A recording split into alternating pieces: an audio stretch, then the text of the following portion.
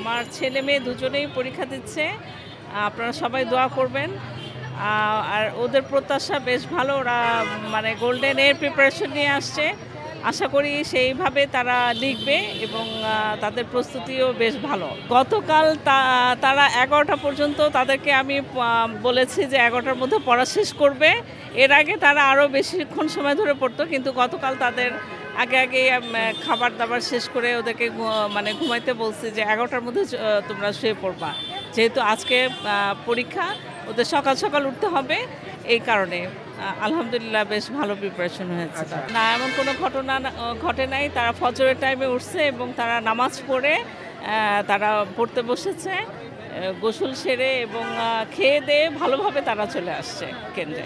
আমি তাদেরকে বলেছি যে মানে নার্ভাস ফিল করবা না, এটা যেহেতু তোমাদের জীবনের ফার্স্ট টাইম পরীক্ষা, সব কিছু লিখে দিয়ে আসবা, কোনো কিছু ছাড়বা না, যতটুকু পারো পুরোপুরি কমপ্লিট করে দেবা। হ্যাঁ, এটা অবশ্যই আপনি একটা সত্যি কথা বলেছেন যে শিক্ষার্থীর চেয়ে গার্জিয়ান বেশি মানে উদ্বিগ্ন থাকে যে কি করবে। এটা একদমই যথার্থ, কারণ আগের যুগে আমরা এরকম দেখি নাই।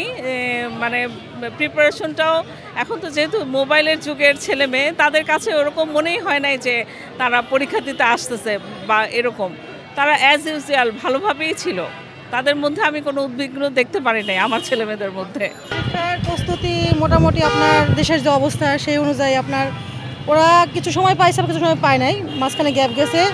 তো সব মিলে আপনার চেষ্টা করছি আমরা, বাচ্চা প্লাস স্কুলের টিচাররা সবাই মিলে চেষ্টা করতে মানে পিছনের এরিয়াগুলো ইম্প্রুভ করে আসতে পারি। তো আমার বড় ছেলে আপনার ইসলাম তাহমিদ হোসেন পুলিশ স্মৃতিতে পড়ে, ও পরীক্ষা দিতে আসছে। মানে আমি ওকে আসলে বুঝতে দিচ্ছি না যে আমার কেমন লাগতেছে, বলতেছি বাবা আমরাও মানে খুব সুন্দরভাবে পরীক্ষা দিচ্ছি, তুমি কোনো টেনশন করো না, আজকে লিখে দেওয়া এরকম। মানে আমাদের জিনিসটা ফিলিং অনুভব করতেছি যে আমরা এরকম এই সময়টা আমাদের কেমন লাগতো।